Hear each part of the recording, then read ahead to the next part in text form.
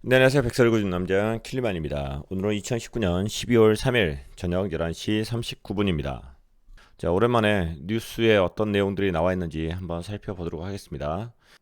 자, 뉴스는 2019년 12월 3일 23시 37분 이전 뉴스를 기초로 하도록 하겠습니다. 자, 미국 와이오밍 주에서 암호화폐 거래 취급 은행 설립을 허가했다고 하네요. 최근 미국 와이오밍주 주정부가 블록체인 및 암호화폐 거래를 취급하는 전문은행 설립을 허가한 것으로 나타났다고 합니다. 자, 이러한 은행을 SPDI라고 분류를 했다고 합니다. Special Purpose Depository Institution, 특수 목적 예금 기관. 자, 그리고 여기에서는 비트코인을 통한 임금 지불 및 프라이빗 키 보관 등 업무를 취급한다는 설명이 있었다고 하네요. 자, 은행에서 비트코인을 통해서 임금을 지불할 수 있고, 우리가 키 보관 자체가 힘들어서 해킹 많이 당하는데 프라이빗 키를 보관해주는 그러한 업무도 본다고 이야기를 하는 거죠. 자, 그리고 세이브 더 칠드런이라는 곳에서 암호화폐 기부 플랫폼을 재출시했다고 합니다. 세계 최대 아동 구호 비정부 기구인 세이브 더 칠드런이 공식 홈페이지를 통해서 암호화폐 기부금 모금 플랫폼을 재출시했다고 발표를 했네요. 그리고 기부를 받을 수 있는 암호화폐는 비트코인, 비트코인 캐시, 이더리움, 지캐시, 그리고 라이트코인, 제미니 달러 등이 여기에 포함되어 있습니다. 그리고 세이브 더 칠드런이라는 곳에서는 2013년도에 필리핀에 원주하기 위해서 비트코인을 모금한 적도 있다고 하네요. 그리고 바이낸스 거래소에서 4일부터 테조스에 대한 스테이킹 보상 지원을 해준다고 하네요. 이전에 코인베이스에서 테조스에 대한 스테이킹 보상을 해준다는 공지가 나오고 나서 테조스가 급등을 했던 적이 있죠. 자, 그리고 2020년도가 되면은 이 스테이킹 보상에 관련된 이야기들이 더 많이 나올 겁니다. 그 이유는 이더리움이 포스 방식으로 바뀌기 때문입니다. 자, 버진 아일랜드에서 달러 연동 CBDC 발행을 추진한다고 합니다. 영국령에 있는 버진 아일랜드 정부가 공식 홈페이지를 통해서 이렇게 밝혔습니다.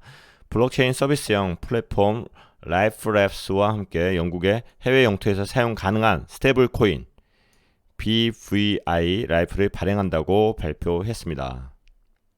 버진 아일랜드 정부는 달러와 연동되는 중앙은행 발행 디지털 화폐 라이프 토큰을 발행할 계획입니다. 이와 관련해서 버진 아일랜드 정부는 라이프 토큰을 통해 거래 수수료를 절감하고 거래 속도를 제고할 수 있다며 해당 토큰은 관광객도 사용 가능하다고 설명하였다고 하네요. 이건 중국에서 이야기하는 CBDC하고 내용이 틀린 부분입니다. 중국에서는 딱 디지털 화폐라고 이야기를 하지 이게 암호화폐가 아니라고 하는데, 여기 버진 아일랜드에서 추진 중인 것은 스테이블 코인 쪽과 연관이 있는 것으로 봐서는 이게 좋은 쪽으로 가면은 암호화폐 가격 상승에 도움이 되지 않을까 이렇게 생각해 볼 수가 있네요. 또 다른 뉴스들이 나오면은 조금 더 깊이 파봐도 될 것 같습니다. 하지만 버진 아일랜드 자체가 큰 파워가 있는 곳이 아니기 때문에 진행 상황은 조금 더 지켜보도록 하겠습니다. 확실히 중국 쪽에 있는 CBDC 이야기랑은 전혀 틀린 방향의 지금 CBDC 이야기가 하나 나와줬습니다. 자, 그리고 한창 중국 거래소 때문에 이야기들이 많았는데 이건 실제로 문제가 있는 중국 거래소의 이야기입니다. 아이덱스 거래소 피해 투자자가 438명이고 피해 규모가 88억 규모라고 합니다. 자, 아이덱스 측 공식 사이트를 통해서 이런 발표가 있었죠. 아이덱스 글로벌 대표인 레이 고룽이 현재 행방불명 상태입니다. 이로 인해서 아이덱스 글로벌의 상당수 암호화폐가 보관된 콜드 월렛 접근이 사실상 불가능한 상태이며 원활한 입출구 서비스를 제공하기 어렵다고 공지를 했고요. 한마디로 이 중국 거래소 대표가 갑자기 사라져 버린 겁니다. 도망간 거예요. 그래서 이 거래소 쪽에다가 돈을 맡기고 코인을 맡겨놓은 사람들에 대한 보상을 할 방법이 현재 없는 겁니다. 자, 이런 뉴스들은 앞으로 더 나올 건데, 그러면 우리는 자산을 어떻게 더 안전하게 보관을 할 수 있을까요? 믿을 만한 거래소 쪽에다가 보관을 해야 되는데 과연 믿을 만한 거래소가 어딘지 잘 모르는 이제 상황들이 많이 생겼죠.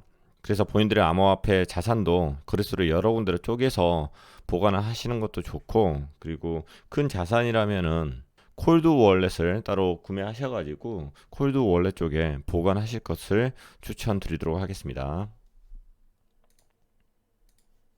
자, 다음 뉴스는 조금 오해하기 딱 좋은 뉴스인데 한번 살펴보도록 하겠습니다.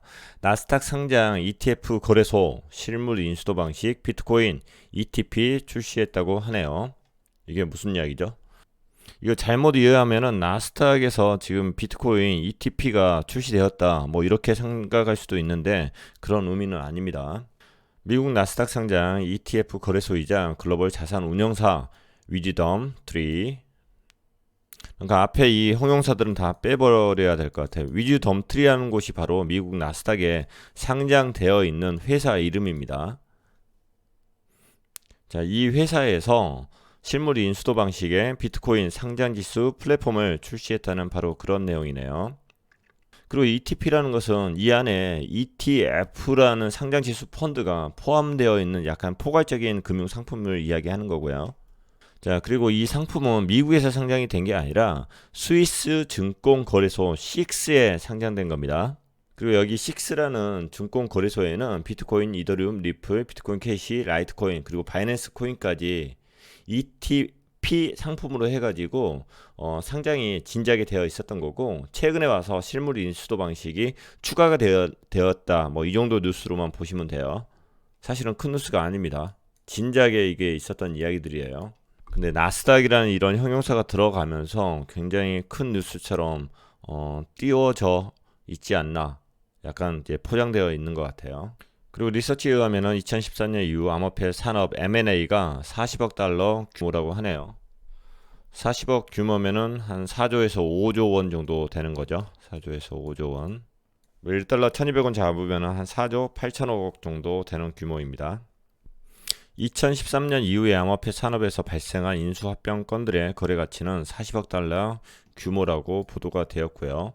지난 6년간 발생한 암호화폐 산업 인수합병 건 중 대부분은 2018년도에 진행됐으며 총 28억 달러 규모이다.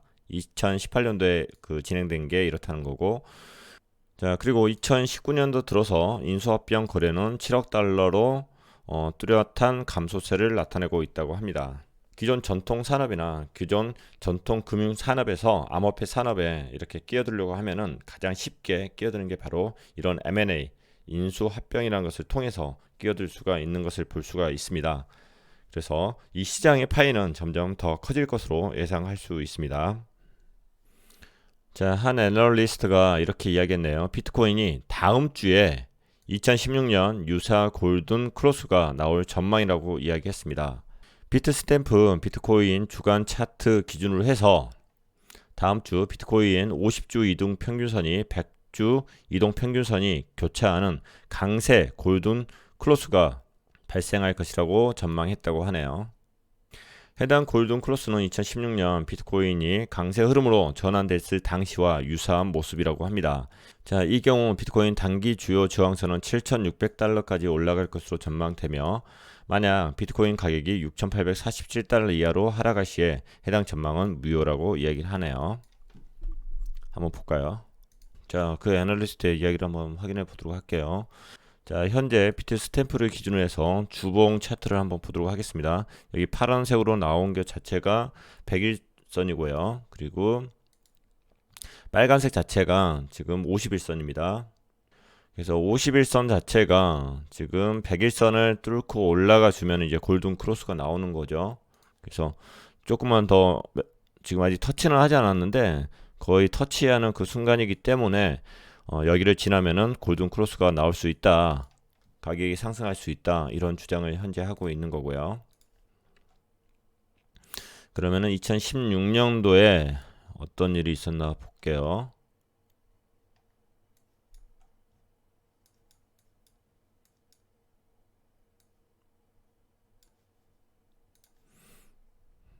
자, 2016년도 해서 5월 중순경에 해서 50일선이 100일선을 이렇게 올라가면서 골든 크로스를 만들었죠. 그리고 계속 빨간 선이 위에 있죠. 골든 크로스. 그러면서 이제 대상승장 2017년도 지났었고, 그리고 데드 크로스가 나왔던 게 2019년 2월 달에 나왔었네요.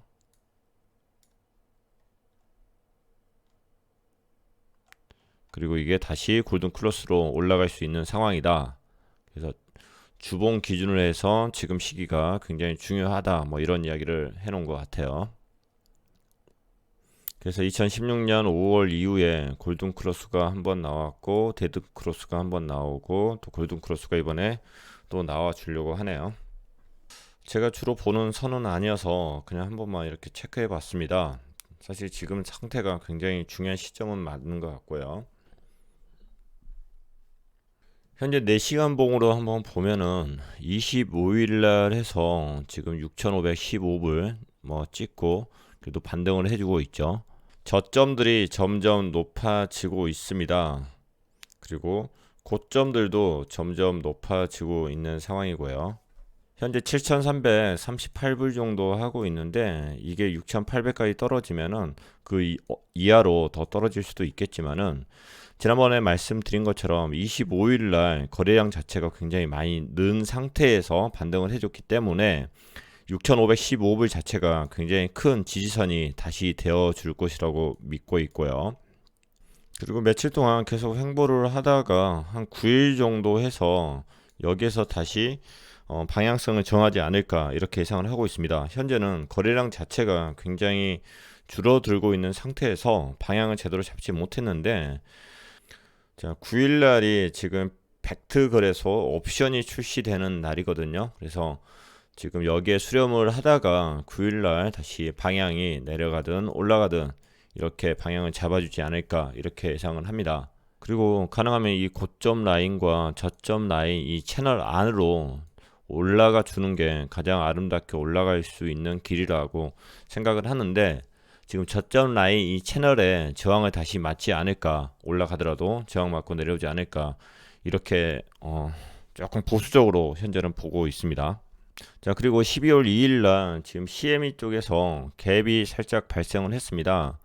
그래서 단기적으로 한 7,800불 정도까지 올라갈 수 있는 확률도 조금 있지 않을까 이렇게 생각을 하고 관찰 중에 있습니다. 자 11월 25일 날 의미 있는 반등을 해 주었다고 말씀을 드렸었죠. 그 이유는 거래량을 동반했기 때문입니다. 그 당시 거래량 자체가 420억 달러 정도 되는데 그리고 현재는 170억 달러, 180억 달러 뭐 이 정도 선에서 왔다 갔다 합니다. 그래서 거래량 자체가 많이 죽었다. 그래서 방향성을 정하지 못했다. 그리고 하락장에서 방향성을 아예 바꾸려고 하면은 거래량이 많이 터져줘야 됩니다. 자, 그래서 9일 이후에 벡트의 옵션 거래가 시작되는 9일 이후에 거래량이 터져주지 않을까 이렇게 생각을 합니다. 하지만 꼭 가격이 올라간다기보다는 조금 저는 보수적으로 보고 있는 상황입니다. 자, 그리고 비트파이넥스에서 라이트닝 네트워크 비트코인 입출금 지원을 공지했다고 하네요. 라이트닝 네트워크를 이용하게 되면은 수천 개의 전송 자체를 한 번에 이렇게 몰아서 할 수 있기 때문에 전송 수수료에 대한 부분들을 부담을 줄일 수가 있을 겁니다. 자 그래서 앞으로 보다 더 많은 거래소 쪽에서 라이트닝 네트워크를 많이 지원할 것으로 예상을 하고 있습니다.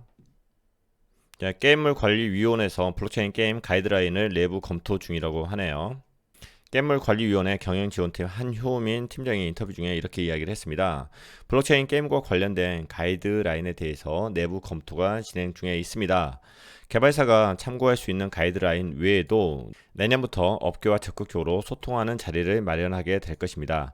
블록체인 게임이 게임 산업의 새로운 패러다임으로 건전하게 유통되려면 심층적인 정책 연구가 필요하고 정부뿐만 아니라 유관기관 및 관련 협체 그리고 단체의 협력을 통한 종합적인 검토가 꼭 필요하다고 이야기를 했네요.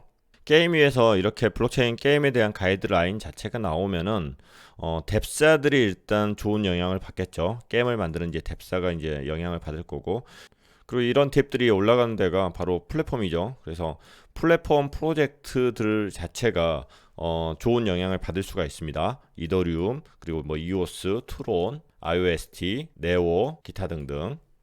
자 어찌됐든 간에 이런 플랫폼 자체가 살기 위해서는 킬러 대비 나와야 되는 거고 그게 게임 쪽에서 충분히 나올 수 있지 않을까 이렇게 생각을 합니다. 자 그래서 꾸준히 한번 관찰을 해 보도록 하겠습니다. 자 그리고 업비트가 4일날 18시부터 비트코인 입출금이 재개된다고 합니다. 오늘 저녁 6시부터 비트코인 입출금이 재개가 되는 거예요. 자, 여기서 중요한 게 딱 두 가지가 있습니다. 기존에 있던 비트코인 주소는 사용이 안 됩니다. 새로운 비트코인 입금 주소를 발급받아야 됩니다. 그래서 타 거래소 같은 데에다가 우리가 기존에 그 거래 내역이 남거나 그리고 지갑에 대해서 주소를 저장해 놓은 게 있어요. 근데 그게 기존 거로 저장을 다 되어 있을 거예요. 그래서 얼떨결에 그 업비트 비트코인 뭐 계좌 해놓고 그렇게 클릭을 하시면은 나중에 문제가 생길 수가 있습니다. 그래서 이런 것들 다 수정을 하셔야 돼요. 그래서 업비트에 있는 새로운 비트코인 입금 주소를 발급을 받고 타 거래소에 저장이 되어 있는 아니면은 기존에 이체되어 있던 뭐 이력이 있던 것들 그것을 보고 그대로 전송을 하면 안 된다. 이렇게 확인하고 넘어가겠습니다. 그리고 비트코인이 이렇게 입출금 재개가 되면은 다른 것들도 이제 입출금 재개가 조만간에 하나씩 되기 시작할 것 같아요.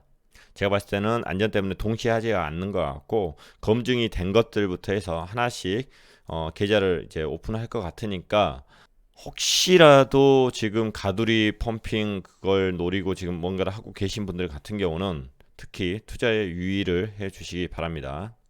업비트 가격표만 보고서 이거 좋은 거야 지금 그러고 있으신 분들 많이 있을 거예요. 그래서 타 거래소 가격까지 항상 확인을 해야 된다. 이렇게 말씀드리고 넘어가도록 하겠습니다. 자, 찰리리의 형님 바비리께서 아주 좋은 이야기를 한마디 하셨네요.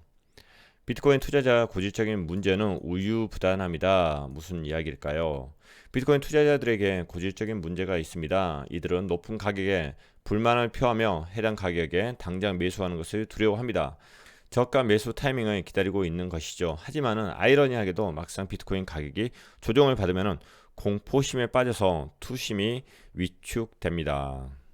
자, 워런 버핏이 이야기했던 내용하고 이제 일맥상통한 이야기죠. 사람들이 공포에 빠져 있을 때일수록 탐욕을 느껴야 되는데 항상 우리들은 그 반대인 것 같습니다. 시장이 공포스러우면은 나도 똑같이 공포스럽죠.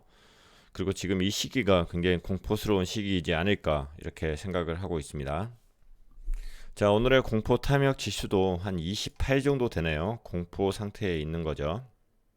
지난주가 극심한 공포였는데 지난주보다는 조금 더 완화된 느낌이고요.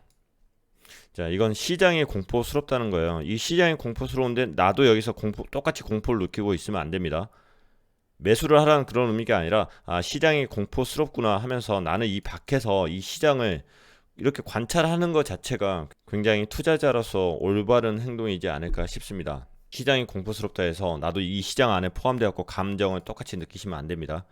이 감정은 이 밖으로 나와서 시장이 공포스럽구나. 그러면 내 마음이 지금 공포스러운 것도 당연한 거구나. 이렇게 조금 객관적으로 이 시장을 바라볼 필요가 있을 것 같습니다.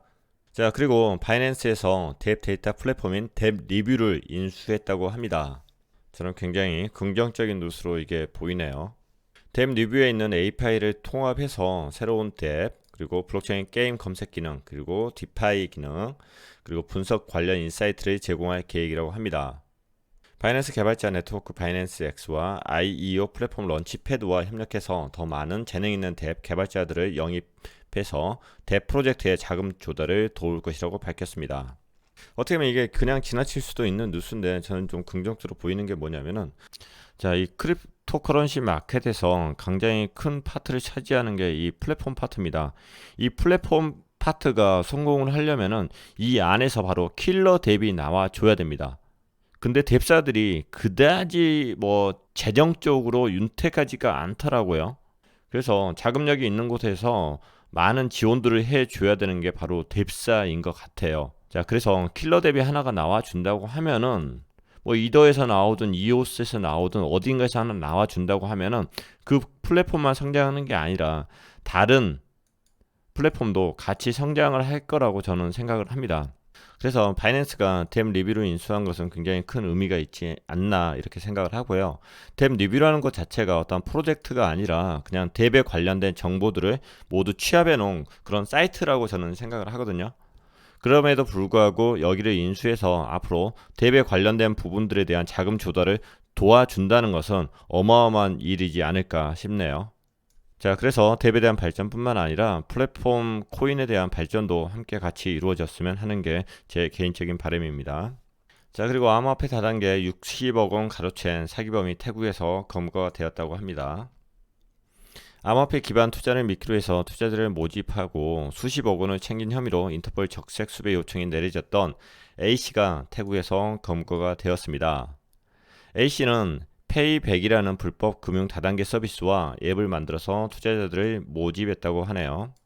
이 서비스에 페이를 충전해서 적립한 후에 비암호화폐와 교환하는 방식으로 하루 0.3%의 높은 수익을 올리도록 해주겠다고 투자자를 속였습니다. A씨의 이런 수법으로 작년 12월 말부터 올해 2월 말까지 60억 원이 넘는 투자금을 챙겼다는 게 경찰의 설명입니다. 자, 이 업체만 있는 게 아니라 지금 현재 더 많은 업체들이 이렇게 활개를 치고 있습니다. 정말 주의하셔야 돼요. 건강한 데 투자하셔도 충분히 수익을 올릴 수 있으니까 조금이라도 의심 가고 그런 것들은 투자를 좀 피하셨으면 좋겠어요.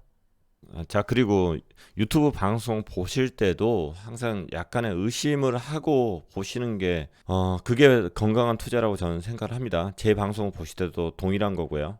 그냥 하나의 보조 지표로만 생각을 하고 이야기를 들어주셔야 되는 거고, 특히 어떤 프로젝트를 소개할 때는 그 사람을 믿으면 안 돼요. 그 사람이 사기치려고 하는 게 아니라 누군가의 부탁에 의해서 그렇게 소개를 하는 거지, 그 결과에 대해서 책임을 질 수는 분명히 없는 거거든요. 그리고 특히 손실이 더 많이 날수록 다른 사람의 의견에 더 귀를 기울이는 경향들이 있어요. 지금 현재도 높은 수익을 미끼로 해가지고 투자를 받는 곳들이 굉장히 많이 있습니다. 이거에 대해서는 본인 스스로 더 공부를 통해서 내성을 만들고 옳고 그름, 더 좋은 것과 나쁜 것을 구별할 수 있는 이런 능력들을 만들어 갔으면 좋을 것 같습니다. 자, 다크코인에 관련해서 안 좋은 이야기 하나 나왔습니다. 정부는 다크코인 거래 금지 카드를 만지작 거린다고 하네요. 최근에 금융위원회 금융정보분석원이 작성해 국회에 제출한 특정금융정보법 특근법 시행령 관련 문서를 입수해서 이렇게 보도를 했습니다. 자, 거래 내역 정보를 알 수 없는 등 자금 세탁 위험성이 특별히 높은 가상자산, 즉 다크코인을 거래하지 않을 것이라는 내용을 반영하고 있다고 하네요. 자, 이런 문구가 예시로 들어가 있었다고 합니다. 시행령이 실시되면 암호화폐 거래소들은 프라이버시 코인 상장 폐지 등 거래 중단을 위한 공식 조처를 당장 취해야 한다고 합니다. 자, 이 내용만으로 해서 프라이버시 코인 금지가 확정되었다고 볼 수는 없다고 하네요. 하지만은 금융 당국의 부정적인 태도가 의도치 않게 드러난 데다가 실제 시행령 개정 때까지 이 같은 입장을 고수할 수 있다고 해서 그 의미가 작지 않다고 덧붙였습니다. 자, 이것은 FATF하고 연관이 있죠. FATF. 자, FATF가 국제자금 세탁 방지 기구입니다. 그리고 업비트에서도 이 FATF의 공고안에 따라서 다크코인을 먼저 상장 폐지를 시켜버렸죠. 자, FATF 같은 경우는 자금 세탁 방지를 위해서 불법 자금 활동을 감시하고 국제 간의 협력 체제 지원을 위해서 설립된 이제 그 기구인데 OECD 기구입니다. 그래서 자금 세탁이나 테러 자금 조달과 관련돼서 각국이 취해야 될 정책이나 법적 조치 그리고 금융 기관의 역할 등을 이렇게 이제 제안을 했었고, 업비트 입장에서는 문제가 되면 안 되니까 미리 이제 다크코인으로 불리우는 것들 전부 다 상장 폐지를 먼저 해버렸던 거고요. 그리고 이번에는 정부에서 나서서 다크코인 거래 금지라는 이런 이제 시행령을 이제 발의를 하려고 하는 거고요. 지금 코인 거래소나 이렇게 정부에서 다크코인이 뭐 대단해서 이거에 대해서 뭐 제재를 하려고 하는 게 아니에요. 만약에 FATF 쪽에 우리나라가 흠이 잡히게 되면은 국제 신용 평가사와 국가 신용 등급에 영향을 미치게 됩니다. 그렇게 되면 국제적인 금융 제재를 받을 수도 있는 거고요. 자, 그래서 미리미리 문제가 될 만한 거에 대해서 이렇게 전부 다 알아서 제재를 가하고 있는 상황이고요. 그래서 다크코인에 관련된 투자자들은 이것을 충분히 인지하고 계셔야 될 것 같고, 자, 이렇게 다크코인에 대한 거래 금지가 나오고 거래소에서 상장 폐지됐다 해서 이렇게 다크코인 자체가 한순간에 프로젝트가 없어진다 그러지는 않을 거예요. 하지만은 큰 타격을 입기는 할 겁니다. 그래서 투자자들은 특별히 신경을 쓰시는 게 좋을 것 같고요. 자, 그런데 찰리리가 이 다크코인 프로젝트를 꼭 진행을 하려고 하네요. 찰리리가 민불 프로토콜 개발팀에 약 5,100만 달러를 모금하는데 성공했다고 하네요. 자, 민불 자체가 전에 말씀드렸었죠. 자, 민불이 뭐냐고 하면은 해리포터에 나왔던 마법의 주문인데 사람의 혀를 꼬아가지고 아예 말을 못하게 하는 거, 그 주문이 민불이었습니다. 그래서 다크코인에 관련된 프로젝트다 이렇게 생각을 하시면 되는 거고요. 자, 이렇게 모금까지 한 걸로 봐서는 이거 진행을 할 것 같고, 찰리 리는 본인이 그렇게 이야기를 했어요. 거래소에 상장되는 거 뭐 큰 문제가 되지 않을 것이다. 하지만 국제사회에서는 일단 문제시하고 있는 게 팩트이니까 투자에는 주의하시고요. 자, 그리고 그린 토큰이라는 이야기도 가끔씩 보이는데 이것 또한 윈불 프로젝트에 해당되는 프로젝트입니다. 사토시가 그린 쪽에다가 비트코인을 몇 개 보냈다 몇 개 보냈다 이런 이제 찌라시 뿌려가지고 토큰의 가격을 상승시켰던 그 프로젝트입니다. 여기도 투자는 주의하시고요. 그런데 자꾸 찰리와 함께 이슈화를 시키고 있는 걸로 보아서는 언젠가 어느 정도 더 높은 단계까지 올라서지 않을까, 저는 이렇게 바라보고는 있습니다. 자, 그리고 또 재밌는 뉴스네요. 비트코인과 금의 시세가 동조화 현상이 뚜렷하다고 이야기를 하네요. 동조화라는 게 뭐냐면은 커플링이 된다는 거예요. 비트코인이 오르면은 금도 오르고 금의 가격이 떨어지면은 비트코인 가격도 떨어진다. 이게 이렇게 커플링이 된다. 방향성이 같다. 이렇게 보시면 됩니다. 그래서 지금까지는 세계 정치가 불안하고 경제가 불안하고 명목화폐의 가치가 떨어지면은 금값이 올랐죠. 뭔가 탈출구가 필요했던 거죠. 근데 금만 이렇게 탈출구인 게 아니라 비트코인도 디지털 금으로서 이렇게 탈출구가 되고 있다, 이런 의미로 받아들이시면 될 것 같아요. 자, 그리고 벡트 거래소가 9일날 두 가지의 파생 상품을 추가를 합니다. 하나는 현금 결제 방식의 월별 비트코인 선물 계약이고요.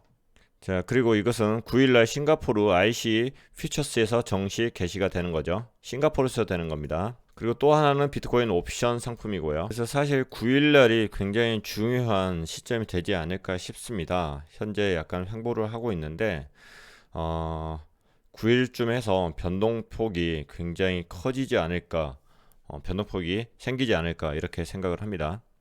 자, 9일날 가서 가격이 올라갈 수도 있고 내려갈 수도 있는데 11월 25일날 6,515불을 찍을 때 거래량이 많이 나왔기 때문에 하락을 하더라도 그 지점 자체가 굉장히 큰 지지선이 되어 줄 거라고 그렇게 믿고 있습니다. 물론 상승하기를 바라고 있는 거고 저는 약간 보수적으로 지금 보고 있습니다.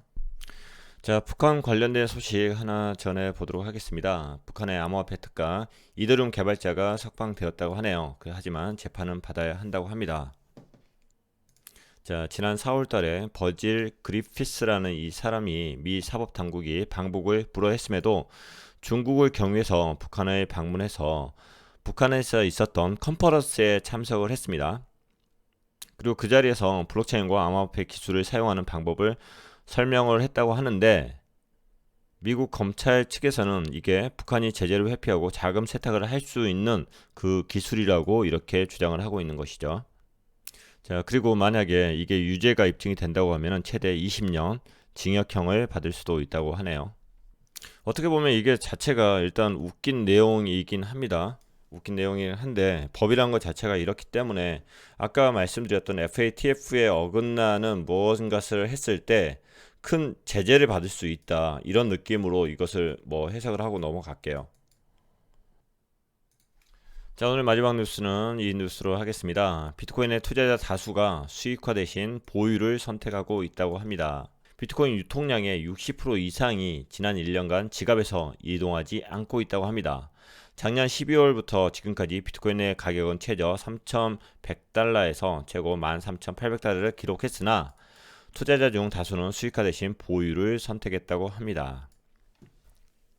제가 6,000불에서 7,000불 사이를 그 저점선으로 보고 있는 이유 자체도 6,000불에서 7,000불 사이에서 매집했던 세력들이 지갑으로 이동한 후에 나오고 있지 않은 상태에 있고, 지금 여기에서는 유통량이 60% 이상이라고 이렇게 이야기를 했는데 그 거래소에서 매집한 그 물량뿐만 아니라 현재 채굴이 되고 있는 물량의 상당수도 수익화를 안 하고 있고 계속 보유를 하고 있는 상태입니다. 왜냐하면 내년 5월이 되면은 최소한 그 가격이 2배로 올라갈 거라 채굴풀들도 믿고 있기 때문이겠죠. 자, 여러분 모두 힘드시겠지만은, 그리고 가격 변동폭이 크면 클수록 심리적으로 더 공포에 휩싸이시겠지만은, 자, 그래도 내년 반감기까지 화이팅들 하시고 멘탈 잘 잡으시고 좋은 투자 하셨으면 좋을 것 같습니다. 이상으로 오늘 방송을 마치도록 하겠습니다. 자주 방송 못 드려서 죄송합니다. 그래도 가끔씩 이렇게 뉴스 읽어드리면서 제 의견을 말씀드리는 시간을 갖도록 하겠습니다. 오늘 하루도 모두가 화이팅 하시고요. 좋은 하루 되시기를 바라겠습니다. 감사합니다.